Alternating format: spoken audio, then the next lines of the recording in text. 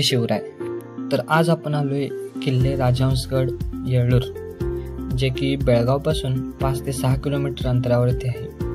किल्ल्यावरती प्रवेश केल्यानंतर समोरच आपल्याला एक गोमुखी प्रवेशद्वार पाहायला मिळते. जे प्रवेशद्वार आजही खूप चांगल्या प्रकारे संवर्धन केलेलं आहे. तिथूनच आपल्याला समोर बघितल्यानंतर एक दगडी चौकट बघायला मिळते. त्या चौकटीवरती कोरीव नक्षीकाम केले. तसेच जे आपला दरवाजा आहे त्या दरवाजावरती संरक्षणासाठी लोखंडी बाण बसवले आहेत.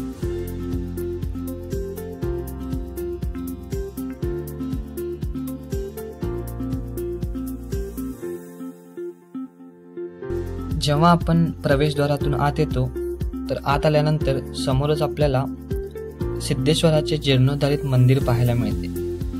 तर पहिल्यांदा आपण मंदिरात जाऊन दर्शन घेऊ, त्यानंतर मी तुम्हाला गड दाखवतो.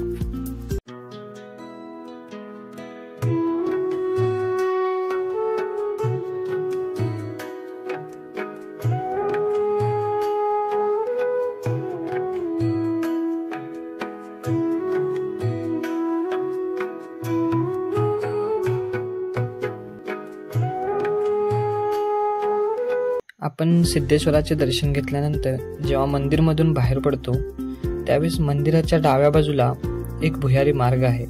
असं म्हणतात की हा भुयारी मार्ग राजहंसगडावरती म्हणजे आपण जिथे आहे तिथून स्टार्ट व्हायचा आणि इथून 5 ते 6 किलोमीटरवरती असणाऱ्या बेळगाव किल्ल्यापर्यंत होता असं म्हणतात. समोर जे आपल्याला गवत दिसते तिथून हा भुयारी मार्ग चालू व्हायचा, पण काही कारणास्तव हा मार्ग आता बंद केला आहे. मी खूप वर्षाआधी एकदा इथं आलो होतो, तेव्हा मी खालती जाऊन बघितलं होतं. एक 50 ते 60 मीटर पर्यंत हा भुयारी मार्ग जो होता तो ओपन होता, पण आता तो पूर्णपणे बंद आहे. गडाच्या सहभोवती आपल्याला दगडी तटबंदी आहे.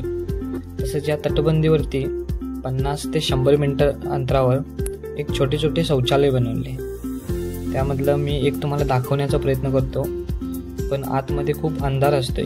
आपण जेव्हा जाल कधी तर टॉर्च लावून जा, कारण त्यामध्ये साप विंचू काही असू शकते, त्यामुळे थोडं सांभाळून जा. तुम्ही जेव्हा गड फिरत असाल तेव्हा तुम्ही बघाल की गडाच्या पूर्ण सभोवती दगडी तटबंदी आहे. तर मी वरती जाऊन तुम्हाला गडाविषयी थोडक्यात माहिती सांगतो. तर राजहंसगड हा समुद्र सपाटीपासून 760 मीटर उंचीवरती आहे.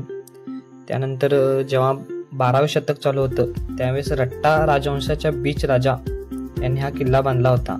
पण ज्यावेळेस आदिलशाही आली त्या काळात असाद खान लारी या सरदार याने हा पूर्ण किल्ला आपलं दगडी बांधकाम केले. म्हणजे आपण जे बघू शकतो दगडी बांधकाम जे आहे सहभोवती ते लारी खान या सरदाराने केलं होतं असं म्हटलं जातं. तसंच या किल्ल्यावरती 3 लढाया झाल्या होत्या, ज्यामधली पहिली लढाई जी होती ती पेशवे आणि सावनूरचे नवाब यांच्यात झाली होती. दुसरी लढाई जी होती ती पेशवे आणि टिपू सुलतान यांच्यामध्ये झाली होती. आणि तिसरी लढाई जी होती ती भिवगड आणि राजहंसगडाचे जे सैनिक होते त्या सैन्यामध्ये झाली होती असं म्हटलं जातं. तर आपण जेव्हा गडावरती फिरतो त्यावेळेस आपल्याला समोरच भव्य अशी एक महाराजांची मूर्ती पाहायला मिळते. जी मूर्ती सध्याच एक 3-4 वर्षापूर्वी बसवलेली आहे, पण ती मूर्ती खूप मोठी आहे. आणि जेव्हा तुम्ही गडाच्या 5-6 किलोमीटर अंतरावरून कुठून पण जेव्हा गडाकडे बघाल तर ती मूर्ती तुम्हाला दिसते. गड फिरताना मला असं जाणवलं की आमच्याही चंदगड तालुक्यामध्ये शिवरायांचे 4 किल्ले आहेत. तर त्या किल्ल्यांच्याही संवर्धनासाठी तालुक्यामधल्या पदाधिकाऱ्यांनी थोडंफार पाऊल उचलावं असं मला वाटतं. आम्ही छोट्या प्रमाणात संवर्धन करतोच, पण मोठ्या प्रमाणात संवर्धन करायचं असेल तर पदाधिकाऱ्यांची हातभार हा लागतोच, त्यामुळे त्यांनी थोडं लक्ष द्यावं. जेव्हा आपण गडावरती फिरत असतो तेव्हा गडाच्या तटबंदीमध्ये आपल्याला एक चोरवाट पाहायला मिळते. जी चोरवाट गडाच्या मागच्या बाजूला आहे. त्या चोरवाटेमधून आपण जेव्हा बाहेर जातो तेव्हा पूर्णपणे आपण मागच्या साईडला जंगल आहे त्या जंगलामध्ये बाहेर पडतो. पण ते चोरवाट पाहत असताना तुम्ही सांभाळून पहा, कारण आतमध्ये खूप अंधार आहे. आणि आम्हाला पलीकडे जायचं होतं, पण तिथं अशा माश्या होत्या. व्हिडिओ तुम्हाला दिसत असतील की छोट्या छोट्या माश्या आहेत. त्या माश्यांच्यामुळे आम्हाला पलीकडे जाता आलं नाही, म्हणून आम्ही तिथूनच वरती आलो. गडावरती जेव्हा आपण फिरत असतो तेव्हा मंदिराच्या उजव्या बाजूला पाण्याची टाकी आहे.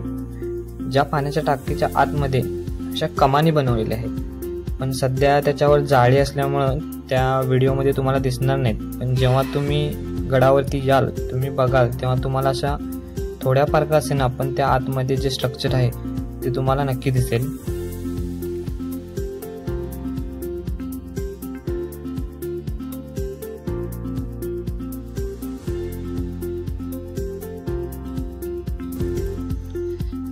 तर असा होता आजचा हा माझा छोटासा व्हिडिओ.